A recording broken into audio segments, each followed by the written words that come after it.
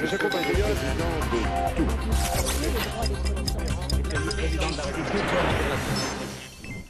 Quand on est blogueur, on passe sa vie à faire ça. Donc déjà, je télécharge tout mon retard de la semaine.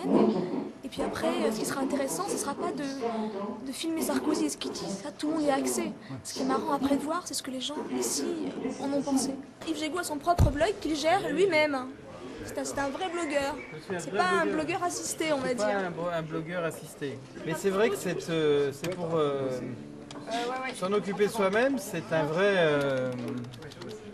Zut, je sais pas qui était le... Vous avez le mot de passe ici ? Laurence, tu as déjà des réactions là sur... Non, j'ai pas encore de réaction parce que je l'ai posté il y a 2 minutes. D'accord. Mais j'ai voulu mettre la photo quand même du direct du blog au QG. On voit mon écran et l'intervention de Nicolas Sarkozy sur TF1. Ce soir, qu'est-ce qui est le plus intéressant? C'est ce qui se dit sur le blog ou ce qui se dit à la télé? C'est ce qui va se dire sur les blogs et ce qui se dira sur la télé. J'en prendrai réellement connaissance dans 1h30, 2 heures. Là, vous essayez de voir quoi?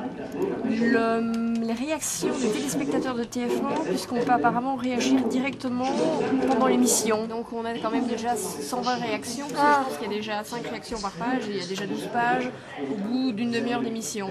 Concernant les régimes spéciaux, est-ce normal que militaires et fonctionnaires soient relégués à la même enseigne, alors que certains risquent leur vie pour 3 fois rien? Il y a vraiment un fort engouement pour cette émission, à tel point que les blogs saturent. J'ai déjà posté un commentaire sur la première partie de l'émission, sur les questions plus économiques et sociales, et je voudrais faire un volet un peu plus culturel et religion, voilà, intégration des gens issus de l'immigration en France. Ce que les gens pensent de ce qui a été dit, il faut le regarder plus 1 heure après, 1 heure ou 2 heures après l'émission. À chaud, c'est plus difficile. À chaud, c'est justement plus dans Second Life ou dans des outils de chat qu'on le voit. Ou en discutant entre nous, c'est pour ça qu'on se rend compte. C'est utile dans la mesure où on se retrouve et c'est pas uniquement lié à la politique. Il y a des soirées et des rencontres de blogueurs partout dans le monde en permanence parce que finalement les blogs, c'est juste une manière de converser ensemble.